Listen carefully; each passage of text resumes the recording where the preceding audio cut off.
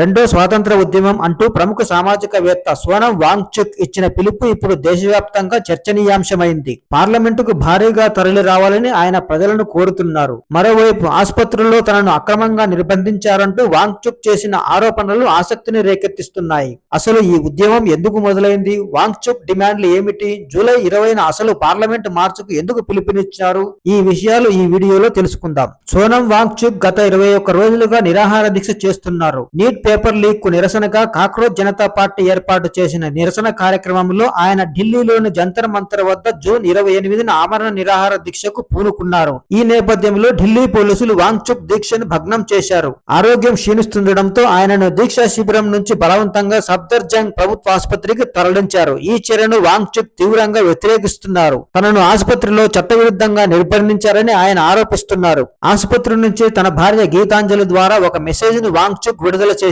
July 20వ తేదీ చేపట్టే parliament మార్చును భారతదేశపు రెండో స్వాతంత్ర ఉద్యమంగా అభివర్ణిస్తూ అన్యాయం నుంచి స్వేచ్ఛ కావాలి, భయం నుంచి స్వేచ్ఛ కావాలి అన్న నినాదాలతో పార్లమెంటు ముట్టడికి భారీగా రావాలని ప్రజలకు పిలుపునిచ్చారు. ఇటు వాంగ్చుక్ భార్య కూడా ప్రభుత్వంపై తీవ్ర ఆరోపణలు చేశారు. తన భర్తను ప్రైవేటు ఆసుపత్రికి తరలించాలని పలుమార్లు కోరినా అనుమతి ఇవ్వడం లేదని అంటున్నారు. ఆసుపత్రిలో భారీగా పోలీసులు మోహరించారని, తమ కదలికలపై కూడా ఆంక్షలు పెట్టారని ఆరోపించారు. తన భర్తను ప్రైవేట్ ఆసుపత్రికి తరలించేందుకు అనుమతి ఇవ్వాలని ఢిల్లీ హైకోర్టును ఆశ్రయించారు. నీట్ పేపర్ లీక్ కు బాధ్యత వహిస్తూ కేంద్ర విద్యాశాఖ మంత్రి ధర్మేంద్ర ప్రధాన్ రాజీనామా చేయాలని, ఆత్మహత్య చేసుకున్న విద్యార్థుల కుటుంబాలకు ₹1 నష్టపరిహారం చెల్లించాలని డిమాండ్ చేస్తూ ఈ నెల 20న కాక్రోచ్ జనతా పార్టీ పార్లమెంటు మార్చుకు పిలుపునిచ్చింది. మరోవైపు వాంగ్చుక్ ను ప్రైవేట్ ఆసుపత్రికి తరలించే అంశంపై హైకోర్టు నిర్ణయం కీలకంగా మారింది. అందుకే ఢిల్లీలో జరుగుతున్న పరిణామాలపై దేశవ్యాప్తంగా ఆసక్తి నెలకొంది.